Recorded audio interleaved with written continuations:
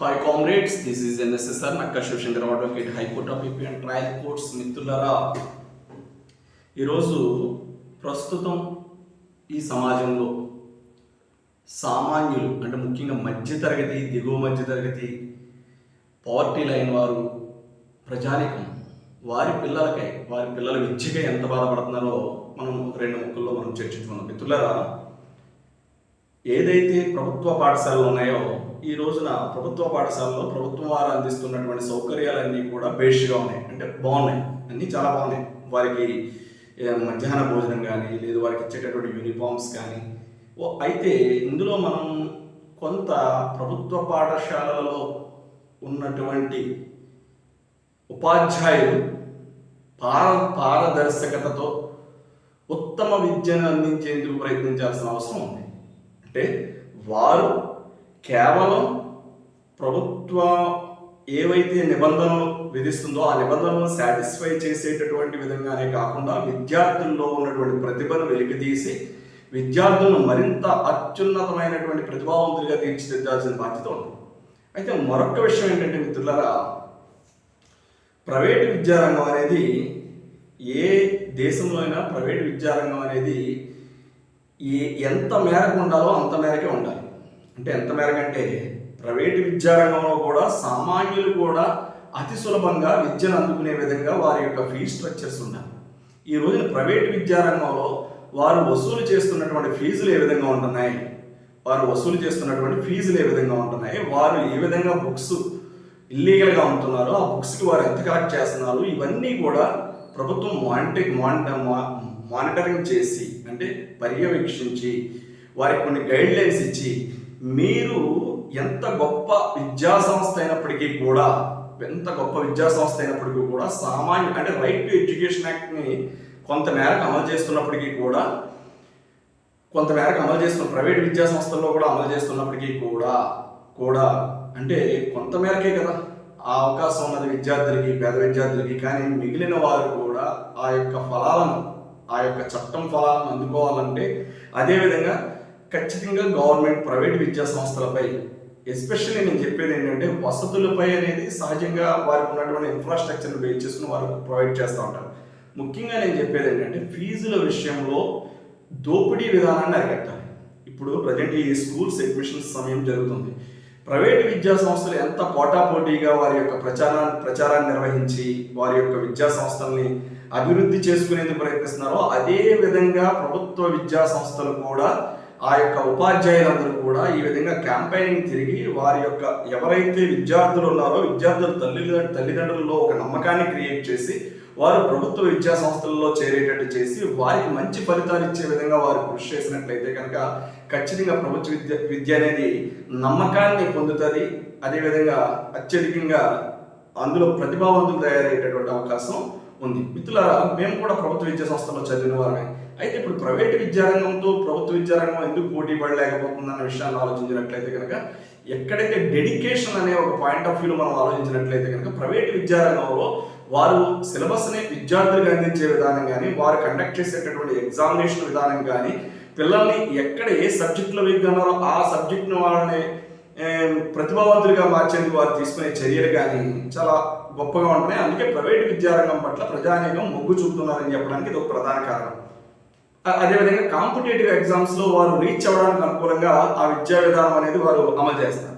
మరి అదేవిధంగా ప్రభుత్వ పాఠశాలలో కూడా ఎందుకు మా విద్యార్థులకు అత్యధిక ఫలితాలు రాకూడదు, ఎందుకు రావాలి, వాళ్ళని ఎందుకు వచ్చే విధంగా మనం చెయ్యాలి అన్న విషయంలో ప్రభుత్వ పాఠశాలలో ఉన్నటువంటి ఉపాధ్యాయులు కూడా ఖచ్చితంగా ఆ విధంగా ఆలోచించాలి. అంటే ఇక్కడ ఏంటంటే ఒకసారి మనం ఒక ఉద్యోగం పొందిన తర్వాత ప్రభుత్వ ఉద్యోగం తర్వాత కొంతమంది, అందరూ కాదు, ఒక 10% ఆఫ్ టీచింగ్ ప్రొఫెషన్లో ఉన్నటువంటి ప్రభుత్వ ఉద్యోగులు కూడా ఒక అలసత్వం, నిరంతరం ప్రభుత్వం ఏదైతే మీరు విద్యను సక్రమంగా అందించేందుకు పెడుతున్నటువంటి యాప్స్ కావచ్చు, మరొకటి విద్యా విధానాలు కావచ్చు, ఆ యొక్క స్టాటిస్టికల్గా మీరు సాటిస్ఫై చేయడానికి కృషి చేస్తున్నారేమో తప్ప కొంతవరకు, నేను 10% వరకు చెప్తున్నాను, మిగిలిన వారు మాత్రం ఉత్తమ విద్యను అందించేందుకు కృషి చేస్తున్నప్పటికీ కూడా విద్యార్థుల్ని మరింత ప్రతిభావంతులుగా తీర్చిదిద్దేందుకు గాను వారికి కావాల్సినటువంటి సదుపాయాలు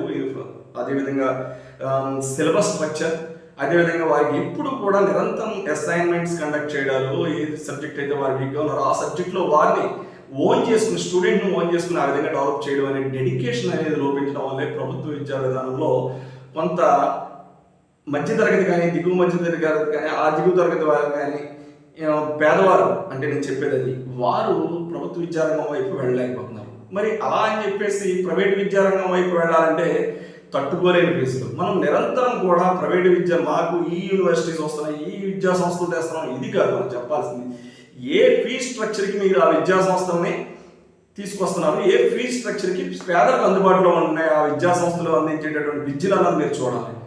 మీరు సహజంగా ప్రైవేట్ విద్యా సంస్థలు అంటే వారి క్యాంపస్ అనేది వారు ఓన్గా ఎస్టాబ్లిష్ చేసుకుంటారు. కానీ యూనివర్సిటీస్ వస్తున్నాయి, ప్రైవేట్ యూనివర్సిటీస్. ఆ ప్రైవేట్ యూనివర్సిటీస్ వచ్చినప్పుడు మీరు ఎన్నో భూములు వారికి, ప్రభుత్వ భూములనే వారికి మినిమం ప్రైస్కి వాళ్ళకి ఇవ్వడం జరుగుతుంది. మరి అటువంటి విద్యా సంస్థలు కూడా పేదవారికి ఎంత వారి ఫీ స్ట్రక్చర్ అందుబాటులో ఉంటుంది అన్నది కూడా ప్రభుత్వం మానిటర్ చేయాలి. సో ఇక్కడ మనం ఏంటంటే, మనం నిరంతరం మన ఫోకస్ అంతా కూడా ఏదో మనం ప్రైవేట్ విద్యా సంస్థలు అంటే ప్రైవేటు విద్యా సంస్థలు అవసరం లేదని కాదు. కానీ ప్రైవేటు విద్యా సంస్థలు ఏ విధమైనటువంటి ప్రణాళికను అవలంబిస్తున్నాయి, ఏ విధమైనటువంటి ఫీ స్ట్రక్చర్స్ని అవలంబిస్తున్నాయి, ఏ విధంగా వారు ఫీజులు దండుకుంటున్నారు అన్నది కూడా మీరు కొంత పరిగణలోకి తీసుకోవాలి. ఆ విధంగా తీసుకోకుండా మీరు ప్రైవేట్ విద్యా సంస్థలు, ఎస్పెషల్లీ నేను మనీ పరంగా చెప్తున్నాను, ఫీ స్ట్రక్చర్స్ పరంగా చెప్తున్నాను. పేదవారు విద్యను అందుకోవాలంటే అది గవర్నమెంట్ విద్య అవ్వచ్చు, గవర్నమెంట్ విద్య అయితే వారికి ఉచితమే. కానీ మనం కాన్ఫిడెన్స్ క్రియేట్ చేయాల్సిన బాధ్యత మన మీద ఉంది, ప్రభుత్వంపై ఉంది. ఆ భద్రత, ఎస్పెషల్లీ ఒక స్టూడెంట్కి భద్రత కల్పించాల్సిన బాధ్యత ఉంది. అదేవిధంగా టీచర్స్ ఆ విధంగా డెడికేటెడ్గా వర్క్ చేస్తున్నారో లేదో చూసుకోవాల్సిన బాధ్యత కూడా ప్రభుత్వంపై ఉంది. మిత్రులారా, ఈ రోజు మనం ఇన్ని ఇన్ఫ్రాస్ట్రక్చర్స్ మనం క్రియేట్ చేసే బదులు మనం ఈ రోజు ప్రభుత్వ విద్యారంగంలో ప్రైవేట్ విద్యారంగానికి పోటాపోటీగా ఏసీ క్లాస్ రూమ్ స్టార్ట్ చేయొచ్చు. ప్రతి క్లాసులోనే సీసీ కెమెరాస్ పెట్టి మానిటర్ చేయొచ్చు ఆ స్థానిక విద్యాధికారులు. ప్రతి స్కూల్కి ఈ విధమైనటువంటి, ఇప్పుడు పోలీస్ డిపార్ట్మెంట్ ఒక పోలీస్ కంట్రోల్ రూమ్లో ఏ విధంగా బయట జరుగుతున్నటువంటి వ్యవహారాన్ని సీసీ కెమెరాస్ ద్వారా మానిటర్ చేస్తున్నారు, విద్యా వ్యవస్థలో ఎందుకు చేయడం? అలాంటిది జరిగినప్పుడు విద్యా వ్యవస్థ ఎంత అభివృద్ధి చెందుతుంది? ఈ దిశలో కూడా మీరు ఆలోచించండి. ప్రతి తరగతి గదిలో ఒక సీసీ కెమెరా, ఏ ఉపాధ్యాయుడు ఎలా విద్యార్థులకు బోధిస్తున్నాడో ఒక మానిటరింగ్. అదేవిధంగా ఇదంతా ఒక కమాండ్ కంట్రోల్ రూమ్లో ఒక స్థానిక విద్యాధికారులు పరిశీలిస్తూ ఎక్కడైనా ఏ విధమైనటువంటి పరిస్థితులు గాడి తప్పినా వారు వెళ్ళి అక్కడ పరిస్థితులను చక్కదిద్ది ఆ పేద విద్యార్థులకు అందాల్సిన ప్రభుత్వ విద్యను ఖచ్చితంగా 100% ఉన్నత విలువలతో అందేటట్టు చేయాలన్నదే నా కోరిక. అదేవిధంగా మరొక విషయానికి వచ్చినట్లయితే మిత్రులారా, ప్రైవేటు విద్యారంగంలో ఖచ్చితంగా ఫీజులు ఇష్టానుసారంగా దోచుకునేటటువంటి విధానాన్ని అరికట్టకపోతే మీరు ఎంత అభివృద్ధి అని చెప్పుకున్నా అది శూన్యమే. పేదవాడికి అందనటువంటి ఏ పథకం అయినా సరే, ఏ ప్రభుత్వ స్కీమ్ అయినా సరే, ఏ ప్రభుత్వ విధానం అయినా సరే పేదవాడు అందిపుచ్చుకోలేకపోతే అది మీ ఫెయిల్యూరే. సో మీరు ప్రైవేటు విద్యా సంస్థలు ఏ విధమైన ఫీ స్ట్రక్చర్స్ తీసుకున్నాయి, వారు పబ్లిక్గా పెద్ద పెద్ద న్యూస్ పేపర్స్లో ఒక పెద్ద ఎడిషన్లో వారి యాడ్స్ ఇస్తున్నప్పుడు వారి ఫీ స్ట్రక్చర్ని కూడా మీరు ఇమ్మని చెప్పేసి ఒక డైరెక్షన్ ఇవ్వాలి. ఖచ్చితంగా మీరు వారి ఇష్టానుసారంగా లక్షల్లో ఫీజులు, ఒక ఎల్కేజీ విద్యార్థికి 1,00,000, 1,50,000, 2 లక్షల రూపాయల ఫీజులు వసూలు చేస్తున్నారంటే ఇంకా అది పేదవాడికి అందే విద్య అవుద్ది, ధనవంతుడికి అందే విద్య అవుద్ది ప్రైవేట్ విద్యారంగంలో. మరి వారిని అలా విచ్చలవిడి దోపిడీకి మీరు ప్రోత్సహిస్తూ ఉన్నప్పుడు, ఎప్పుడైతే ఈ ప్రభుత్వ విద్యారంగంపై మనం సరైనటువంటి కాంపిటేటివ్ మెథడ్లో మనం విద్యను అందించలేకపోతున్నప్పుడు, ప్రైవేటు విద్యారంగంతో పోటాపోటీగా మనం విద్యను అందించలేకపోతున్నప్పుడు, ఆ డెడికేషన్ ఈ ప్రభుత్వ ఉపాధ్యాయుల్లో మనం పెంపొందించలేకపోయినప్పుడు ఖచ్చితంగా మనం ఎన్నో సమస్యలు పేద విద్యార్థులు ఎదుర్కోవాల్సి వస్తుంది. కాబట్టి దయచేసి మిత్రులారా, నేను మీ అందరి తరపున, నా తరపున ప్రభుత్వం వారిని, నాయకులని కోరుకునేది ఏంటంటే, ప్రభుత్వ విద్యారంగంలో ఏదైతే ఇప్పుడు మీరు ఎన్ని స్కీములు తీసుకొస్తున్నారు, ఎన్ని పథకాలు పెడుతున్నారు, ఎంత ఉచిత విద్యను ఇస్తున్నారు, పుస్తకాలు ఇస్తున్నారు, బ్యాగ్స్ ఇస్తున్నారు, మనం భోజనం పెడతాం, వాటితో పాటుగా ప్రతి క్లాస్ రూమ్లో ఒక సీసీ కెమెరా పెట్టండి. ప్రభుత్వ విద్యా సంస్థల్లో ప్రతి క్లాస్ రూమ్లో ఒక సీసీ కెమెరా, ప్రతి కాంపిటేటివ్ ఏదైతే ఇప్పుడు 10th క్లాస్ ఆ రేంజ్కి వచ్చేసరికి వారు విద్యార్థులు ప్రైవేట్ విద్యలకు వెళ్ళిపోకుండా వారికి ప్రైవేట్ విద్యారంగంలో కల్పిస్తున్నటువంటి వసతులన్నీ కల్పించండి. అవసరమైతే ఏసీ క్లాస్ రూమ్స్ కూడా పెట్టాలి. విద్యారంగం అనేది ప్రభుత్వం ఆ విధంగా చేసినప్పుడే ప్రైవేట్ రంగాన్ని ఎదుర్కోగలరు. మీరు అలా చేయకుండా కేవలం మనం ఏదో యాప్స్ ద్వారా మనం విద్యను ప్రవేశపెట్టడం, ఆ యాప్స్ని సాటిస్ఫై చేయడం కోసం ఆ విద్యా ఉపాధ్యాయులంతా కూడా ఆ విధంగా వర్క్ చేసుకోవడం, సరైన పోటీ ఇవ్వడంలో ప్రైవేటు విద్యారంగానికి ప్రభుత్వ విద్యారంగం విఫలం అవుతుందన్న భావన ప్రజల్లో ఉంది. ఆ భావన తొలగాలంటే ఇప్పుడు మనం అనుకున్నటువంటి విషయాలన్నింటిలో కూడా మీరు చర్య తీసుకోవాలి. అలా అని చెప్పేసి ప్రైవేటు విద్యారంగం వద్దని మనం చెప్పం, కానీ ప్రైవేటు విద్యారంగాన్ని ఖచ్చితంగా వారు తీసుకునేటటువంటి ఫీజుల్ని పేదవాడికి అందుబాటులో ఉండే ఫీజులు ఉండాలి. పేదవాడు కూడా చదువుకుని ప్రైవేటు విద్యారంగంలోకి వెళ్ళేటటువంటి ఫీజులు ఉండాలి. ఆ విధంగా ప్రభుత్వం కఠినమైనటువంటి నిర్ణయాలు తీసుకుని వారి ఫీజు స్ట్రక్చర్ను కూడా మీరు ఆన్లైన్ ఖచ్చితంగా డిజిటల్ పేమెంట్స్ మాత్రమే జరగాలన్న ఒక రూల్ మీరు పెట్టి తీరాలి. ఖచ్చితంగా ఆ పేమెంట్ అనేది ప్రతి స్కూలు కూడా ఒక డిజిటల్ పేమెంట్ విధానం ద్వారానే తీసుకోవాలి. దానికి సంబంధించినటువంటి ఎకనాలజీ, దట్ మీన్స్ రిసిప్ట్స్ కానీ ఎవ్రీథింగ్ మనం గవర్నమెంట్ పోర్టల్స్లో వాళ్ళు పెట్టే విధంగా చూడాలి. అదేవిధంగా ఆ విధంగా చూసినప్పుడు వారికి కొంత నియంత్రణ అనేది ప్రభుత్వం ద్వారా ఉంటుంది కాబట్టి వారికి కొంత భయపడి ఫీ స్ట్రక్చర్ కూడా మీరే నిర్ణయించాలి. ఫీ స్ట్రక్చర్ని కూడా ప్రభుత్వం వారే నిర్ణయించాలి. పేదవాడు కూడా ప్రైవేట్ విద్యారంగానికి వెళ్ళి మినిమం ఫీజుతో ఎడ్యుకేషన్ పొందే విధంగా ఉండాలి. అదేవిధంగా రైట్ టు ఎడ్యుకేషన్ యాక్ట్ అనేది కొంతవరకు అమలు అవుతుంది. అది మనం కాదనేది కదా, చట్టం ద్వారా మీరు అమలు చేస్తున్నారు. అందుకు మీకు ధన్యవాదాలు తెలుపుకుంటూ, అభినందనలు తెలుపుకుంటూ, అదేవిధంగా మిత్రులారా, గవర్నమెంట్ విద్యారంగంలో రావాల్సినటువంటి మౌలికమైనటువంటి మార్పులు ఏంటంటే డెడికేషన్ అనేది ముఖ్యం. ముఖ్యంగా ఇన్ఫ్రాస్ట్రక్చర్ ముఖ్యం, విద్యార్థులకు భద్రత ముఖ్యం, అదేవిధంగా సౌకర్యాలు ముఖ్యం.